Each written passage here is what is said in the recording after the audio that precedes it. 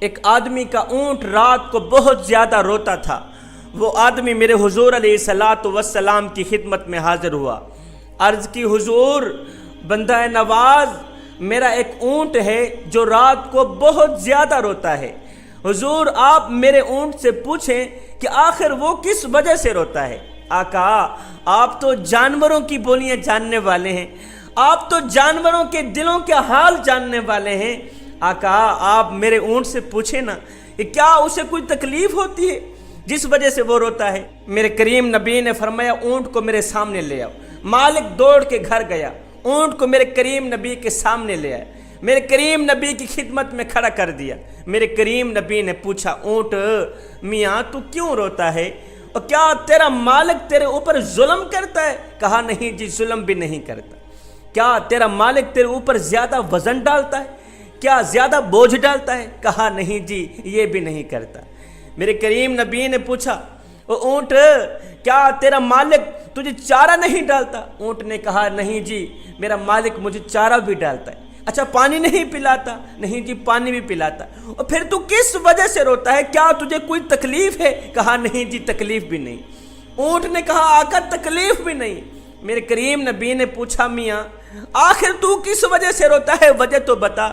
اب اس اونٹ نے جو وجہ بیان کی، جوانوں دل کے کانوں سے سنیے گا، اس اونٹ نے کہا آقا میرا مالک رات کو عشاء کی نماز پڑھے بغیر سو جاتا ہے، میرا یہ جو مالک ہے نا رات کو عشاء کی نماز پڑھے بغیر سو جاتا ہے، اور جب میں اپنے مالک کے بستر کے نیچے جہنم کی آگ کو اپنی آنکھوں سے دیکھتا ہوں تو میری آنکھیں چھم چھم برسنے لگ جاتی ہیں۔ میرا مالک رات کو عشاء کی نماز پڑھے بغیر سو جاتا ہے، اور جب میں مالک کے بستر کے نیچے جہنم کی آگ کو جلتا دیکھتا ہوں تو میرا دل روتا ہے۔ جب دل روتا ہے تو میری آنکھیں بھی چھم چھم برسنے لگ جاتی ہیں۔ میرے کریم نبی نے اس بے نمازی مالک کی طرف دیکھا، دیکھ کر کہنے لگا او اللہ کے نیک بندے نماز پڑھا کر، اگر نماز نہیں پڑھے گا تو یاد رکھنا قیامت کے دن تجھے فرعون کے ساتھ اٹھایا جائے گا، اگر نماز نہیں پڑھے گا تو قیامت کے دن تجھے نمرود کے ساتھ اٹھایا جائے گا، قارون کے ساتھ اٹھایا جائے گا۔ میاں جس صف میں اللہ کے دشمن کھڑے ہوں گے، فرعون کھڑا ہوگا، نمرود کھڑا ہوگا، اور بھی بہت زیادہ دشمن کھڑے ہوں گے، تجھے بھی اسی صف میں کھڑا کر دیا جائے گا۔ میاں اگر تو چاہتا ہے کہ قیامت کے دن تو نبیوں کے ساتھ اٹھایا جائے، تو رسولوں کے ساتھ اٹھایا جائے، اگر تو چاہتا ہے کہ قیامت کے دن اللہ کے پیارے جس صف میں کھڑے ہوں تو بھی اسی صف میں کھڑا ہو، تو خدا را نماز کبھی نہ چھوڑنا۔ نماز دین کا ستون ہے جوانوں، نماز میرے کریم نبی کی آنکھوں کی ٹھنڈک ہے۔ جس شخص کے اندر نماز ہے اس کے اندر سب کچھ ہے، جس کے اندر نماز نہیں ہے اس کے اندر کچھ بھی نہیں ہے۔ میرے کریم نبی نے فرمایا جو شخص 5 وقت کی نماز با جماعت ادا کرتا ہے، اس جمعے سے لے کر اگلے جمعے تک درمیان کے جتنے بھی گناہ ہیں، یہ 8 دنوں کی نماز ان تمام گناہوں کا کفارہ ہے۔ جوانوں اگر تم بے حیائی سے بچنا چاہتے ہو، اگر تم برائی سے بچنا چاہتے ہو، اگر تم قتل و غارت سے بچنا چاہتے ہو، اگر تم گنڈا گردی سے بچنا چاہتے ہو، اگر تم شراب نوشی سے بچنا چاہتے ہو تو سنو میاں، بے حیائی کا علاج صرف نماز ہے، برائی کا علاج صرف نماز ہے، قتل و غارت کا علاج صرف نماز ہے، شراب نوشی کا علاج صرف نماز ہے۔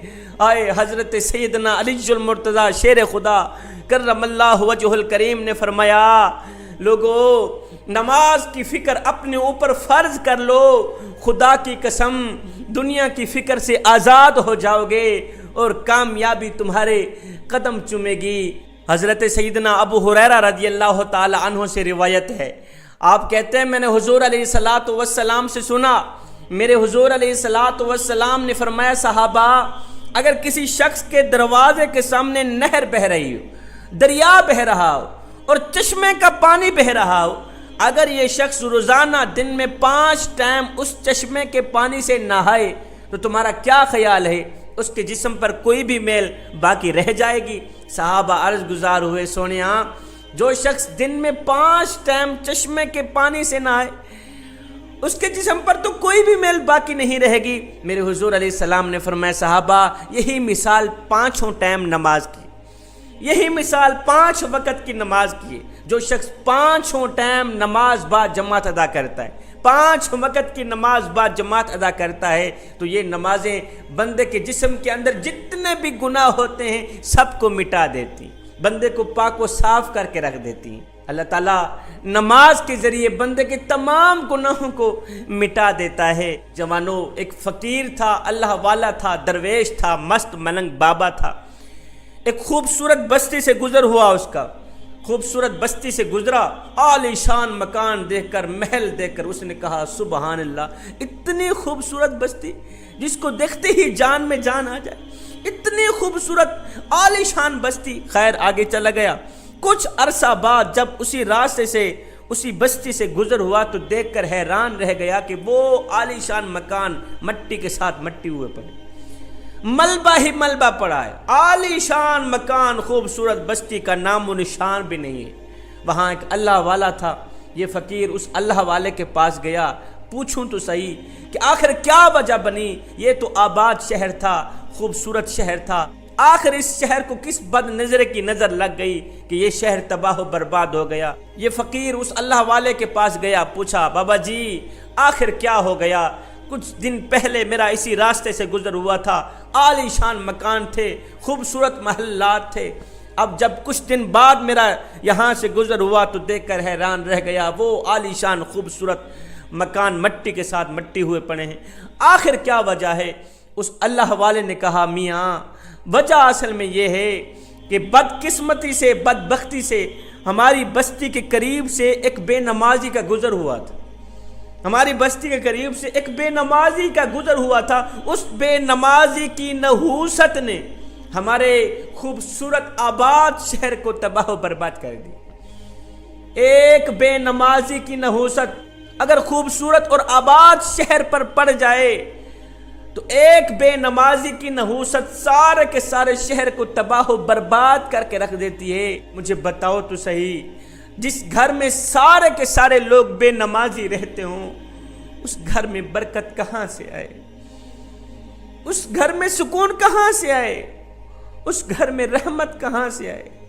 راحت کہاں سے آئے؟ اس گھر کو مصیبتیں گرفتار کر دیتی ہیں، وہ گھر ٹینشنوں کی لپیٹ میں آ جاتا ہے، پریشانیوں کی لپیٹ میں آ جاتا ہے۔ جوانوں، اگر دنیا و آخرت میں کامیابی چاہتے ہو، اگر دنیا و آخرت میں سکون چاہتے ہو، اگر دنیا و آخرت میں آرام چاہتے ہو تو خدا را نماز کا دامن کبھی نہ چھوڑنا، نماز سے دوستی لگانا، نماز سے یاری لگانا، انشاءاللہ تم دنیا میں بھی کامیاب رہو گے، آخرت میں بھی کامیاب رہو گے۔